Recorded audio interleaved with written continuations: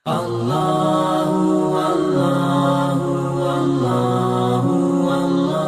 میرے ساتھ مولانا صفات علی محمد زبیر ہمارے ساتھ موجود ہیں. اس کے علاوہ ہمارے ساتھ اسٹوڈیو میں موجود ہیں محمد برکت خان اور ابو بکر پایوری. سمجھ گئے وہی بات ہے. اکثر بیشتر ہم لوگ کہتے ہیں کہ ہر جگہ کو ہم لوگ کوئی نہ کوئی موضوع رکھ دیتے ہیں اور اس موضوع کے اوپر پورا آج رات 9 بجے تک ہم لوگ گفتگو کرتے رہیں گے. اب مگر وہی بات ہے, سب سے پہلے مولانا صفات علی محمد زبیر صاحب کو السلام علیکم ورحمۃ اللہ وبرکاتہ.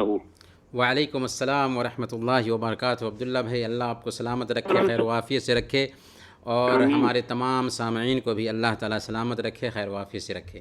آمین. وہ کہتے ہیں اہلاً و سہلاً یا مرحبا یا شباب. آپ جب بھی آتے ہیں ایسا لگتا ہے کہ رونق سی چھا گئی ہے, سارے بلب کھل گئے. ہم آپ کے نیک جذبات کی قدر کرتے ہیں. بارک اللہ فیک. مولانا صاحب, وہی بات ہے کہ ہمیں آپ سے اور آپ کو ہم سے وہی اللہ کے لیے, آپ اکثر کہا کرتے ہیں کہ اللہ کے لیے بہت محبت ہو گئی ہے. اللہ کے لیے ہونی ہی چاہیے, تاکہ یہ محبت دنیا میں بھی کام آئے اور آخرت میں بھی کام آئے. واہ واہ. اچھا, مولانا صاحب باتوں کو سلسلہ تھوڑا سا آگے بڑھائیں گے. آج کی تمیزی گفتگو ہم کریں گے رمضان کا آخری عشرہ, رمضان کا خلاصہ ہے, جس کی اب آمد ہے. آمد کی بس پر کل شروع ہو جائے گا, آخری کل پرسوں سے شروع ہو جائے گا آخری عشرہ. تو آخری عشرے میں داخل ہو جائیں گے وہ لیلۃ القدر کے عشرے کے اندر. تو اس کے بارے میں مولانا صاحب. الحمدللہ رب العالمین والصلاة والسلام علی قائد الغر المحجلین نبینا محمد وعلی آلہ وصحبہ اجمعین. ابھی کچھ دنوں پہلے ہم رمضان کا انتظار کر رہے تھے. رمضان آ بھی گیا اور بڑی تیزی سے اس کے اکثر حصے گزر بھی گئے. جن بھائیوں اور بہنوں نے رمضان کے ایک ایک لمحہ سے فائدہ اٹھایا ہے, اب مزید وہ چست ہو جائیں, اور جن بھائیوں نے کوتاہی کی ہے ان سے ہم کہیں گے کہ ظالم ابھی ہے فرصت توبہ نہ دیر کر, وہ بھی گرا نہیں جو گرا پھر سنبھل گیا. کیونکہ اب ہم رمضان کے آخری 10 دنوں میں داخل ہونے کو ہیں. یہ 10 دن بڑی قیمتی اور گراں قدر ہیں, بلکہ رمضان کا خلاصہ, عطر اور نچوڑ ہیں. ان دنوں کی ایسی اہمیت تھی اللہ والوں کی نظر میں کہ امام ابن جریر الطبری رحمۃ اللہ علیہ لکھتے ہیں کہ سلف صالحین رمضان کے آخری 10 دنوں کی ہر رات غسل کرنا بہتر سمجھتے تھے. اللہ اکبر, اللہ اکبر. اور ابراہیم النخعی رحمۃ اللہ علیہ ان 10 راتوں کی ہر رات میں غسل کیا کرتے تھے. اللہ والے ہر سال ان 10 دنوں کے لیے دن گنا کرتے تھے, ان 10 دنوں کے انتظار میں رہا کرتے تھے. حافظ ابن رجب رحمۃ اللہ علیہ اپنی کتاب لطائف المعارف میں لکھتے ہیں کہ المحبون تطول علیہم اللیالی فیعدونها عدا لانتظار لیالی العشر فی کل عام فاذا ظفروا بها نالوا مطلوبهم وخدموا محبوبهم. یعنی اللہ والے ہر سال 10 راتوں کے انتظار میں دن گنا کرتے تھے, ان پر راتیں لمبی ہونے لگتی تھیں. جب ان 10 راتوں کو پا لیتے تو سمجھو کہ انہیں ان کا مطلوب حاصل ہو گیا, اور پھر وہ اپنے محبوب کی خدمت میں لگ جاتے تھے, یعنی عبادت میں لگ جاتے تھے. اور خود اللہ کے رسول صلی اللہ علیہ وسلم, جن کی زندگی ہم سب کے لیے بہترین آئیڈیل اور رول ماڈل ہے, اللہ کے نبی صلی اللہ علیہ وسلم آخری 10 دنوں کے آتے ہی ان کی راتوں میں عبادت و ریاضت کے لیے کمر کس لیتے تھے. پوری رات جاگتے تھے اور گھر والوں کو بھی جگایا کرتے تھے. صحیح بخاری اور صحیح مسلم کی روایت ہے, صدیقہ بنت صدیق حضرت عائشہ صدیقہ رضی اللہ تعالی عنہ بیان فرماتی ہیں, کان رسول اللہ صلی اللہ علیہ وسلم اذا دخل العشر احیا اللیل وایقظ اہلہ وجد وشد المئذر, کہ اللہ کے نبی صلی اللہ علیہ وسلم جب رمضان کے آخری 10 دنوں میں داخل ہوتے تو عبادت اور ریاضت کے لیے کمر کس لیتے, شب بیداری کرتے اور اپنے گھر والوں کو بھی جگا کر رکھتے تھے. جی ہاں, اللہ کے نبی صلی اللہ علیہ وسلم ان راتوں میں اپنی ذات تک محدود نہیں رہتے تھے, بلکہ اپنے گھر والوں کو بھی عبادت کے لیے جگایا کرتے تھے. خود ساری رات عبادت کرتے، ذکر کا اہتمام کرتے، تلاوت کرتے، نماز پڑھتے، اور گھر کا بھی کوئی فرد غفلت کی نیند میں نہیں سوتا تھا، بلکہ سب ہی بیدار ہو کر عبادت میں مشغول رہتے تھے. اور صحیح مسلم کی روایت ہے، حضرت عائشہ صدیقہ رضی اللہ تعالیٰ عنہ بیان فرماتی ہیں کہ کان رسول اللہ صلی اللہ علیہ وسلم یجتہد فی العشر الاواخر ما لا یجتہد فی غیرہ، کہ اللہ کے نبی صلی اللہ علیہ وسلم رمضان کے آخری عشرے میں عبادت میں جتنی محنت کرتے تھے دوسرے دنوں میں اتنی محنت نہیں کرتے تھے. جانتے ہیں کیوں؟ اس لیے کہ وہ اس عظیم رات کی تلاش کرتے تھے جسے شب قدر کہا جاتا ہے، سبحان اللہ، سبحان اللہ، جسے نزول قرآن کی رات کہا جاتا ہے. یہ وہ رات ہے جو 1000 مہینوں سے بہتر ہے. یہ وہ رات ہے جس میں عبادت کی توفیق مل گئی تو 1000 مہینوں یعنی 83 سال 4 مہینے کی عبادت سے بھی زیادہ ثواب ملا. یہ وہ رات ہے جس کی عبادت پچھلے تمام گناہوں کا کفارہ بنتی ہے. یہ وہ رات ہے جس میں فرشتے ان کاموں کو سر انجام دینے کے لیے اترتے ہیں جن کا فیصلہ اس سال اللہ رب العالمین فرمایا ہوتا ہے. یہ رات سلامتی کی رات ہے، ریاضت کی رات ہے، مناجات کی رات ہے، سرگوشی کی رات ہے، رونے اور گرگرانے کی رات ہے. یہ وہ رات ہے جس کی اہمیت بتانے کے لیے اللہ تعالیٰ نے باضابطہ مکمل ایک سورہ اتار دی جسے ہم سورۃ القدر کے نام سے جانتے ہیں. اللہ تعالیٰ فرماتا ہے انا انزلناہ فی لیلۃ القدر وما ادراک ما لیلۃ القدر لیلۃ القدر خیر من الف شہر الف شہر، تنزل الملائکۃ والروح فیہا باذن ربہم من کل امر سلام ہی حتی مطلع الفجر. بے شک سبحان اللہ، ہم نے اس قرآن کو شب قدر میں اتارا ہے، اور آپ کو کیا پتہ کہ شب قدر ہے کیا چیز؟ اللہ اکبر، شب قدر 1000 مہینوں سے بہتر ہے. اس رات فرشتے اور جبریل امین اترتے ہیں اللہ پاک کا ہر حکم لے کر. طلوع فجر ہونے تک یہ رات سلامتی ہی سلامتی ہوتی ہے. عبداللہ بھائی، جب ہم اس سورہ پر غور کرتے ہیں تو ہمیں اس رات کی یعنی شب قدر کی 5 خوبیاں سمجھ میں آتی ہیں.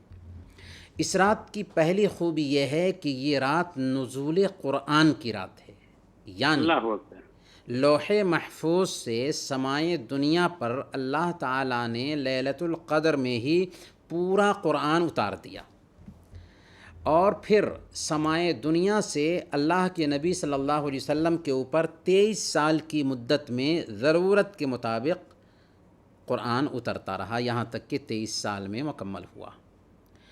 اس رات کی دوسری خوبی یہ ہے کہ یہ رات 1000 مہینوں سے بہتر رات ہے.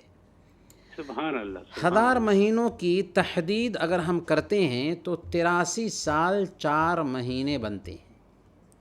اکثر لوگوں کو 83 سال 4 مہینے کی عمر بھی نہیں ملتی، لیکن صرف ایک رات کی عبادت 83 سال 4 مہینے کی عبادت سے بڑھ کر ہو تو اس رات کی اہمیت، اس رات کی فضیلت اور اس رات کے مقام اور مرتبہ کا اندازہ لگایا جا سکتا ہے. صحیح. اس رات کی تیسری خوبی یہ ہے کہ جبریل امین کے ساتھ فرشتے اس رات زمین پر رحمت الہی کے ساتھ اترتے ہیں، اور ان فرشتوں کی اتنی زیادہ تعداد ہوتی ہے کہ زمین تنگ پڑنے لگتی ہے. اس رات کی چوتھی خوبی یہ ہے کہ اللہ تعالیٰ کی طرف سے اس رات میں پورے سال کی تقدیر کا فیصلہ ہوتا ہے. سال بھر کس کو کیا ملنے والا ہے اللہ تعالیٰ اسی رات میں فیصلہ فرماتا ہے. اللہ فرماتا ہے فیہا یفرق کل امر حکیم. یہ وہ رات ہے جس میں ہر معاملہ کا حکیمانہ فیصلہ کیا جاتا ہے. اور اس رات کی 5ویں خوبی یہ ہے کہ یہ رات مغرب کے بعد سے طلوع فجر تک سلامتی کی رات ہوتی ہے، رحمت کی رات ہوتی سبحان ہے. اللہ. برکت کی رات ہوتی ہے، مغفرت اور جہنم سے آزادی کی رات ہوتی ہے۔ یہ رات جسے مل گئی اسے 83 سال 4 مہینے کی عبادت سے بھی زیادہ ثواب ملا، اور پھر اس کے پچھلے جو صغیرہ گناہ ہیں وہ بھی بخش دیے جاتے ہیں۔ صحیح بخاری اور صحیح مسلم کی روایت ہے، اللہ کے نبی صلی اللہ علیہ وسلم نے ارشاد فرمایا، وَمَنْ قَامَ لَيْلَةَ الْقَدْرِ ایمانا وَاحْتِسابا غُفِرَ لَهُ مَا تَقَدَّمَ مِنْ ذَنْبِهِ، کہ جس نے شب قدر میں ایمان کے ساتھ اور ثواب کی نیت سے عبادت کیا، اس کے پچھلے سارے گناہ معاف کر دیے جاتے ہیں۔ بہت افسوس ہے اس آدمی پر جو اس رات کی برکتوں سے محروم رہا۔ تبھی تو اللہ کے رسول صلی اللہ علیہ وسلم نے ایسے انسان کو محروم انسان کہا ہے۔ صحیح مسلم کی روایت ہے، اللہ کے نبی صلی اللہ علیہ وسلم نے ارشاد فرمایا، من حرم خیرہا فقد حرم الخیر کلہ ولا یحرم خیرہا الا کل محروم، کہ جو شب قدر سے محروم رہا وہ ساری بھلائی سے محروم رہ گیا، اور جو اس رات کی بھلائی سے محروم رہ گیا وہ واقعی محروم انسان ہے۔ اللہ تعالی ہم سب کو ایسی محرومیت سے بچائے، آمین آمین یا رب۔ اللہ کے رسول صلی اللہ علیہ وسلم نے ہمیں حکم دیا ہے کہ شب قدر کو رمضان مبارک کے آخری عشرہ کی اکہری راتوں میں تلاش کریں۔ صحیح بخاری کی روایت ہے، حضرت عائشہ صدیقہ رضی اللہ تعالی عنہ بیان فرماتی ہیں کہ اللہ کے نبی صلی اللہ علیہ وسلم نے ارشاد فرمایا، تحروا لیلۃ القدر فی الوتر من العشر الاواخر من رمضان، کہ شب قدر کو رمضان کے آخری 10 دنوں کی اکہری راتوں میں تلاش کرو۔ گویا کہ شب قدر رمضان کے آخری 10 دنوں کی اکہری راتوں میں سے کسی ایک رات میں ہوتی ہے۔ البتہ اس کی تعین کے تعلق سے حافظ ابن حجر رحمۃ اللہ علیہ نے فتح الباری میں اور علامہ شوکانی رحمۃ اللہ علیہ نے نیل الاوطار میں 40 سے زیادہ اقوال نقل کیا ہے کہ کون سی رات ہوتی ہے جس میں شب قدر ہے۔ ویسے اس سلسلے میں جو ٹھوس بات کہی جا سکتی ہے وہ یہ ہے کہ اللہ تعالیٰ نے اپنی رحمت سے، اپنی حکمت سے اس رات کو آخری 10 دنوں کی اکہری راتوں میں پوشیدہ رکھا ہے، چھپا کر رکھا ہے، تاکہ مسلمانوں کے ذوق اور شوق کا اندازہ لگ سکے اور امت کے افراد اس کی تلاش میں، اس کی جستجو میں لگے رہیں۔ ویسے اگر ہم اللہ کے نبی صلی اللہ علیہ وسلم کے اسوہ کو دیکھیں، آپ کے معمولات کو دیکھیں، تو آپ صرف اکہری راتوں میں ہی عبادت نہیں کرتے تھے، بلکہ پورے 10 دنوں میں کثرت سے عبادت کرتے تھے۔ 10 دنوں میں، ابھی ہم نے حدیث بھی سن لیا، ان 10 دنوں میں زیادہ سے زیادہ ہمیں بھی نماز، قرآن، ذکر و فکر اور توبہ اور استغفار کا اہتمام کرنا چاہیے۔ اور اللہ کے نبی صلی اللہ علیہ وسلم کی بتائی ہوئی یہ دعا، اللہم انک عفو تحب العفو فاعف عنی، اس کا کثرت سے اہتمام کرنا چاہیے۔ سنن ترمذی کی روایت ہے، حضرت عائشہ صدیقہ رضی اللہ تعالی عنہ بیان کرتی ہیں کہ میں نے اللہ کے نبی صلی اللہ علیہ وسلم سے کہا تھا کہ اے اللہ کے رسول صلی اللہ علیہ وسلم، جب ہم اس رات کو پائیں تو ہم اس میں کیا پڑھیں؟ تو اللہ کے نبی صلی اللہ علیہ وسلم نے یہ دعا پڑھنے کی تاکید کی تھی کہ یہ پڑھا کرو، اللہم انک عفو تحب العفو فاعف عنی، اے اللہ تو بڑا معاف کرنے والا ہے اور معافی کو پسند کرتا ہے، اس لیے میرے گناہوں کو معاف فرما دے۔ اور ان دنوں سے فائدہ اٹھانے اور اپنے اندر یکسوئی پیدا کرنے کا سب سے آسان طریقہ اعتکاف ہے کہ اس میں انسان اپنی دنیاوی مشغولیتوں سے الگ ہو کر صرف اللہ تعالیٰ کی رضا حاصل کرنے کے لیے یکسو ہو جاتا ہے۔ تبھی تو اللہ کے نبی صلی اللہ علیہ وسلم رمضان کے آخری 10 دنوں میں ہر سال اعتکاف کیا کرتے تھے، اور انتقال کے سال آپ نے 20 دن کا اعتکاف کیا تھا۔ اس سے پہلے رمضان کے آخری 10 دن ہمیں ایک پیغام دے رہے ہیں۔ پیغام کیا ہے کہ ہم جلن، حسد، کینہ کپٹ، دشمنی اور آپسی لڑائی جھگڑے کو بھلا دیں، دل کو پاک صاف کر لیں، کیونکہ شب قدر کی برکتوں سے ایسے لوگ محروم رہ جاتے ہیں۔ صحیح بخاری کی روایت ہے، حضرت عبادہ بن صامت رضی اللہ تعالیٰ عنہ بیان کرتے ہیں کہ نبی اکرم صلی اللہ علیہ وسلم نکلے تاکہ ہمیں شب قدر کے بارے میں بتائیں کہ کون سی رات میں شب قدر ہے۔ اس بیچ دو آدمیوں کو باہم جھگڑتے ہوئے پایا۔ اللہ کے نبی صلی اللہ علیہ وسلم نے فرمایا، خرجت لأخبرکم بلیلۃ القدر فتلاحا فلان و فلان فرفعت، میں نکلا تھا تاکہ تمہیں شب قدر کے بارے میں بتاؤں کہ وہ کون سی رات میں ہے، لیکن فلاں فلاں کو میں نے جھگڑتے ہوئے دیکھا جس کی وجہ سے اس کی تعین اٹھا لی گئی۔ اللہ اکبر، ذرا غور کیجیے، صحیح، گالم گلوچ، جھگڑے لڑائی اور دشمنی کیسا ناسور ہے کہ اس کی وجہ سے شب قدر کی تعین اٹھا لی جاتی ہے۔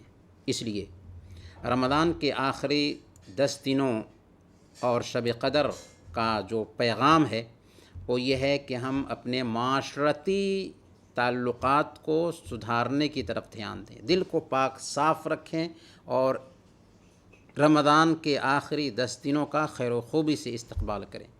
غرض کہ شب قدر نہایت ہی افضل رات ہے اور اس میں کی جانے والی دعائیں رد نہیں ہوتیں، اس لیے ہمیں چاہیے کہ رمضان کے آخری 10 دنوں کو عبادت، ذکر و فکر، تلاوت قرآن اور شب بیداری سے آباد کریں۔ اللہ تعالی ہم سب کو اس کی توفیق عطا فرمائے، آمین یا رب العالمین، آمین، اللہم آمین۔ جی سامعین کرام، مولانا صفات علی محمد زبیر بہت مفصل، بہت ہی اچھی سی بات کر رہے تھے۔ خاص طور پر مولانا صاحب ایک بڑی اچھی بات کی آپ نے، وہی جو دو آدمیوں کی جھگڑے کی بات کی آپ نے کہ وہ دو آدمی جھگڑ رہے تھے، ورنہ آج ہمیں ہی پتا ہوتا کہ کون سی رات شب قدر کی رات ہوا کرتی ہے، لیلۃ القدر کون سی رات ہوتی ہے، تو مگر وہی لڑائی جھگڑے کی وجہ سے۔ سامعین کرام، ایک چھوٹا سا وقفہ لیں گے اور اس کے بعد کچھ کالرز بھی لیں گے اور مولانا صاحب سے کچھ سوالات بھی کرنے ہیں اور پھر اس پروگرام کو آگے بڑھائیں گے۔ جیسے میں ایک دفعہ پھر آپ کا استقبال ہے اور ہمارا نمبر یقیناً ہم آپ کو بتاتے رہتے ہیں، اکثر بیشتر ابھی پھر بتا دیں، 22457588۔ اس نمبر پہ فون کر کے آپ ہم سے ٹیلی فون پر بات بھی کر سکتے ہیں اور مولانا صاحب سے جو بھی سوال پوچھنا ہے آپ پوچھ سکتے ہیں۔ ہمارے ساتھ ایک کالر ہیں۔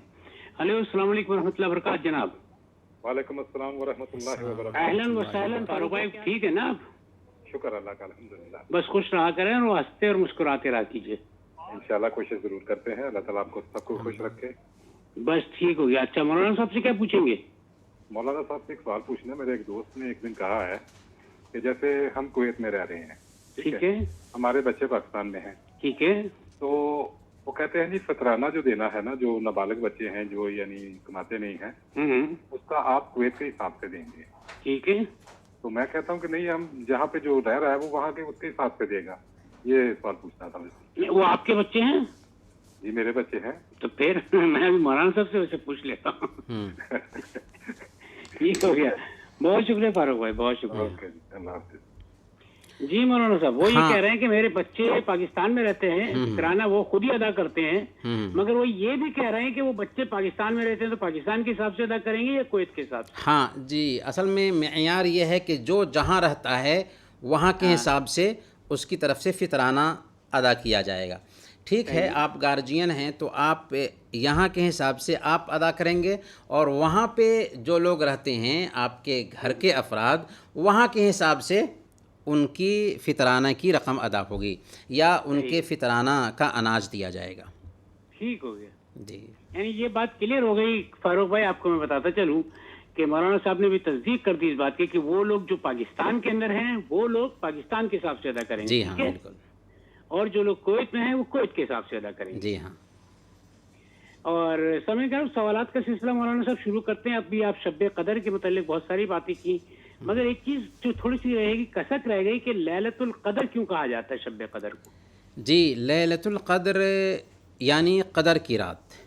صحیح۔ قدر کی رات اس وجہ سے کہا جاتا ہے کہ سب سے پہلی وجہ اس کی یہ ہے کہ قدر کے معنی ہوتے ہیں عزت کے، اور چونکہ یہ رات عزت کی رات ہے، مقام اور مرتبہ کی رات ہے، عظمت کی رات ہے، اس ناحیہ سے اس کو لیلۃ القدر کہا جاتا ہے۔ اور کچھ علماء نے یہ کہا ہے کہ قدر کا معنی اندازہ اور فیصلہ کرنے کے ہوتے ہیں، صحیح۔ اور چونکہ اس رات میں سال بھر کے واقعات کے فیصلے کیے جاتے ہیں، سال بھر کس کو کیا ملنے والا ہے اس کا فیصلہ کیا جاتا ہے، اس لیے اس کو شب قدر کہتے ہیں۔ اور کچھ علماء یہ کہتے ہیں کہ قدر کے معنی تنگی کے ہوتے ہیں، اور چونکہ اس رات میں بڑی تعداد میں فرشتے زمین پر اترتے ہیں جس کی وجہ سے زمین تنگ ہو جاتی ہے، اس لیے اس رات کو شب قدر کہتے ہیں۔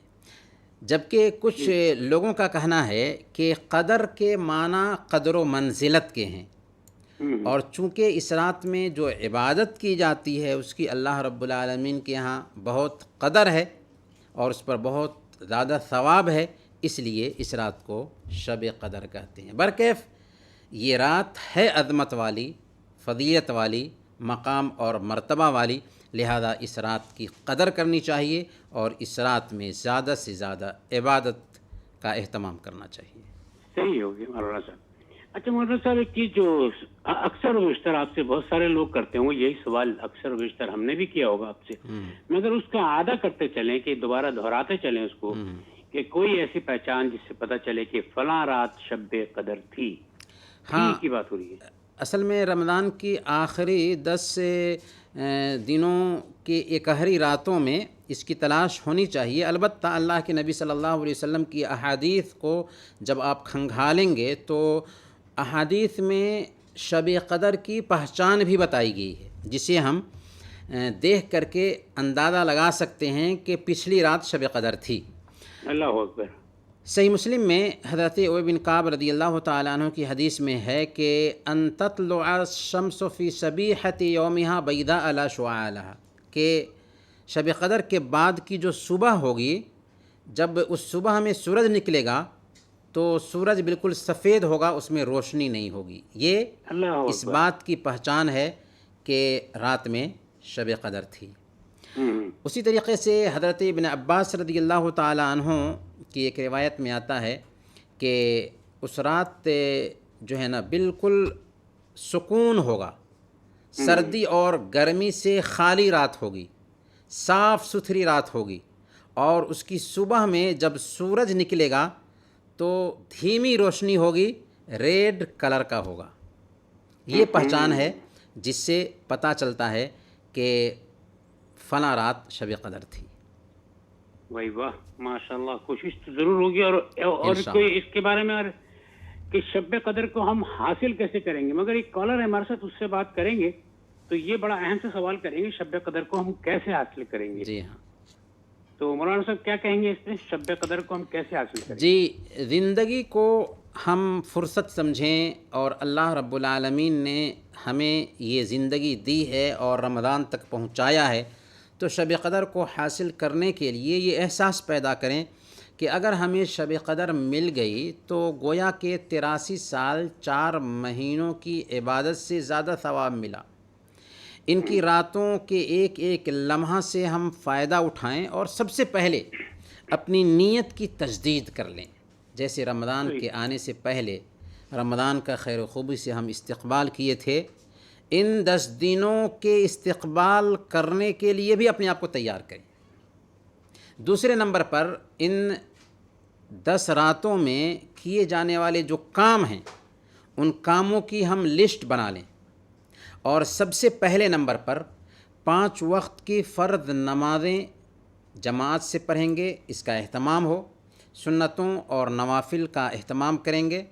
تراویح کی نمازوں کے ساتھ ساتھ رات میں تہجد کا زیادہ سے زیادہ اہتمام کریں گے، خوب توبہ کریں گے، استغفار کریں گے، دعائیں کریں گے، زیادہ سے زیادہ ذکر کریں گے، ہر رات کچھ نہ کچھ صدقہ بھی کریں گے، کیونکہ ایک رات عبادت ہوگی تو 83 سال 4 مہینے کا ثواب ملے گا، تو جو عمل بھی کریں گے اس کا اجر بھی بڑھ جائے گا۔ اور تیسرے نمبر پر اور سب سے اہم بات یہ ہے کہ ہمارے اندر عزیمت پیدا ہو، خود میں عزیمت پیدا کریں۔ کام تو ہمیشہ کرنا ہی ہے، مشغولیت تو ہمیشہ رہنی ہی ہے، لیکن کچھ دنوں کے لیے جو ہمیں رمضان کے آخری 10 دن مل رہے ہیں، اس میں اپنے آپ کو فارغ کر لیں. یہ قیمتی دن پتہ نہیں کہ اگلے سال ہم کو ملتے ہیں یا نہیں ملتے ہیں، اس لیے یکسو ہو کر عبادت کے لیے خود کو فارغ کریں، دنیا سے دور ہو جائیں، دوست و احباب سے دور ہو جائیں، موبائل سے دور ہو جائیں، گھر والوں سے دور ہو جائیں، دل میں نرمی لائیں، راتوں میں کم کھائیں تاکہ زیادہ سے زیادہ عبادت کر سکیں اور بدن پہ سستی نہ چھائے، اور خود میں یہ احساس پیدا کریں کہ یہ چند دن ہیں، بس گنتی کے چند دن ہیں جو بہت تیزی سے گزر جائیں گے. کوتاہی کی تو محرومی کی بات ہوگی، اور ایک ایک لمحہ سے فائدہ اٹھانے کے لیے پلاننگ کریں، صبر کریں، نفس کو لگام دیں، گھر کے افراد کو بھی تیار کریں، ان کو بھی جگائیں، خود قرآن پڑھیں، ان کو بھی قرآن پڑھوائیں، خود نمازیں پڑھیں، ان کو بھی نماز پڑھوائیں، جیسا کہ خود اللہ کے نبی صلی اللہ علیہ وسلم ان راتوں میں قیام کرتے تھے اور گھر والوں کو بھی بیدار رکھتے تھے. صحیح. اچھا مولانا صاحب، ایک سب سے اہم سوال ہے جو کہ آج کل میں یقیناً کیا جا رہا ہوگا آپ سے بھی، کہ آپ نے اعتکاف کا ذکر کیا، رمضان کے آخری دنوں میں اعتکاف کیا جاتا ہے، جی مگر وہی بات ہے کہ اس سال تو اعتکاف کے لیے تھوڑے سے مسئلے مسائل زیادہ ہیں، تو کیا گھر پہ اعتکاف ہو سکتا ہے؟ جی، اللہ تعالیٰ نے قرآن کریم میں اس کا حکم دیا ہے. اعتکاف کے حوالے سے فرمایا کہ وَلَا تُبَاشِرُوهُنَّ وَأَنْتُمْ عَاكِفُونَ فِي الْمَسَاجِدِ، کہ جب تم مسجد میں اعتکاف میں بیٹھے ہو تو عورتوں سے مباشرت مت کرو. تو اس آیت سے استدلال کرتے ہوئے علماء یہ کہتے ہیں کہ اعتکاف کے لیے مسجد شرط ہے، اور چونکہ کرونا کے یہ ایام چل رہے ہیں اور مسجد میں ہم اعتکاف نہیں کر سکتے، تو اس کا جو متبادل ہو سکتا ہے دوسری عبادتیں ٹھہرتی ہیں.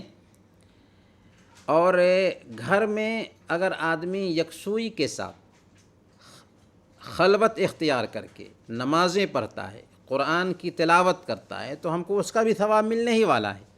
لیکن اعتکاف اس کو ہم نہیں کہہ سکتے. ہاں، یہ بات نوٹ کرنے کی ہے کہ اگر ہماری نیت تھی اعتکاف کی، یا کوئی بھائی ہمیشہ اعتکاف کرتے تھے اور اس سال وہ اعتکاف نہ کر سکیں گے، تو یاد رکھیں کہ ان کو صرف نیت کی وجہ سے اس کا ثواب ملے گا. صحیح.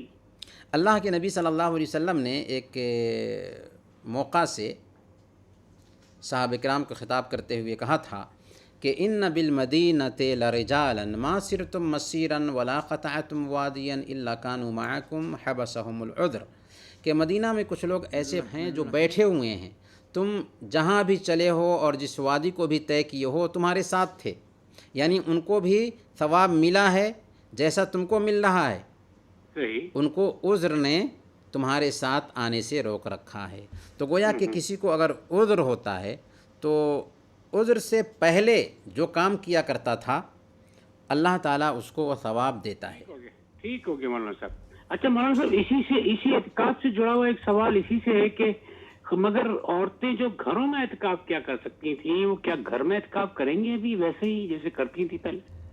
اس سلسلے میں بعض ائمہ کی رائے ہے کہ عورتیں گھر میں اعتکاف کر سکتی ہیں، لیکن اس سلسلے میں جمہور ائمہ کا یہ کہنا ہے کہ اعتکاف اللہ کے نبی صلی اللہ علیہ وسلم کی بیویاں بھی مسجد ہی میں کرتی تھیں، اس لیے عورتوں کے لیے بھی اعتکاف مسجد ہی میں مشروع ہے.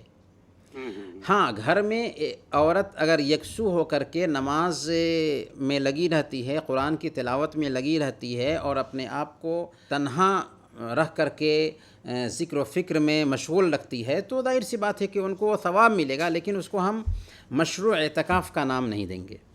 صحیح.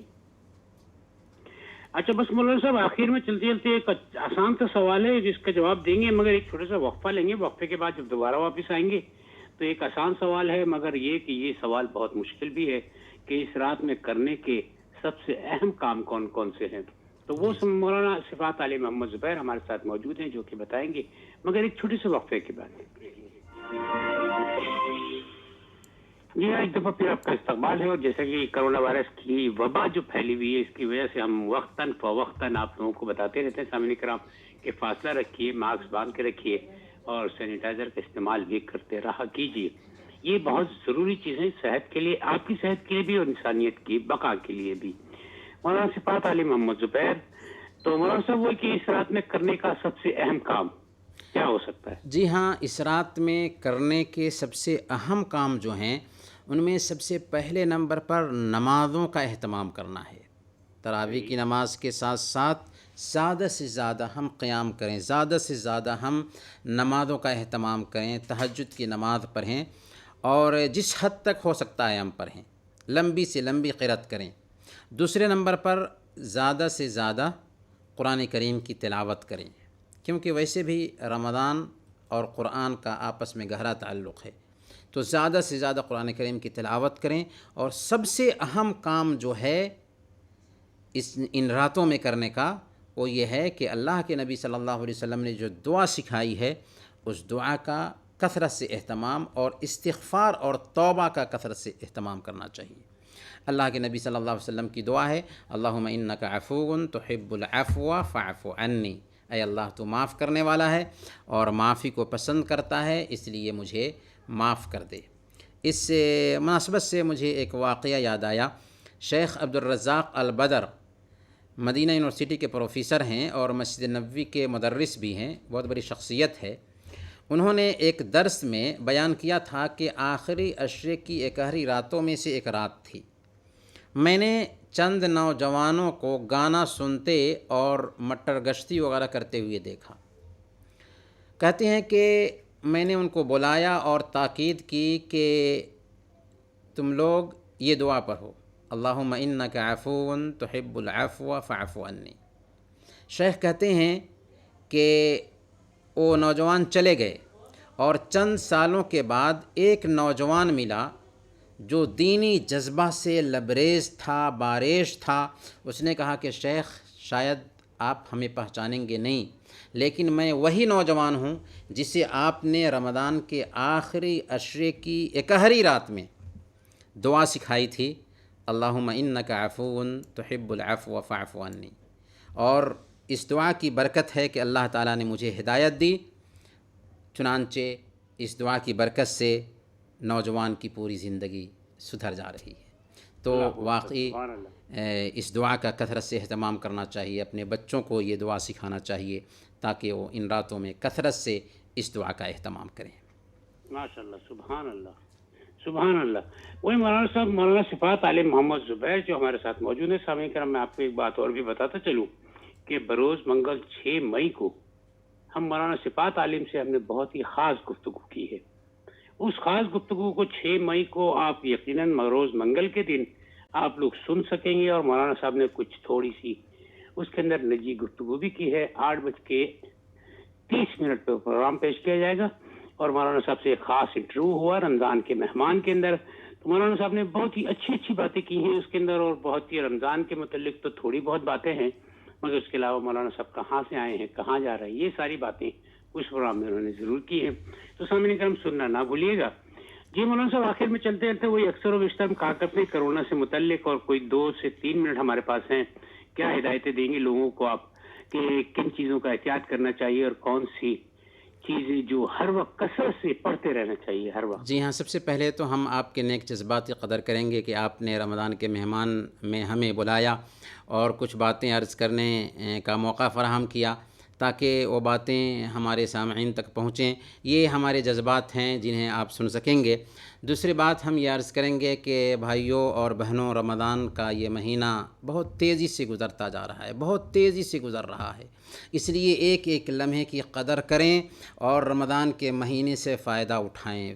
پتہ نہیں کہ آئندہ سال ہمیں یہ رمضان ملتا ہے یا نہیں ملتا ہے۔ دیکھ رہے ہیں کہ کرونا کی وجہ سے کتنی موتیں ہو رہی ہیں، پتہ نہیں کہ ہم بھی اس رمضان کو بھی مکمل کر پائیں یا نہیں۔ اس لیے جو موقع ملا ہوا ہے، موقع کو غنیمت سمجھیں اور زندگی سے فائدہ اٹھائیں۔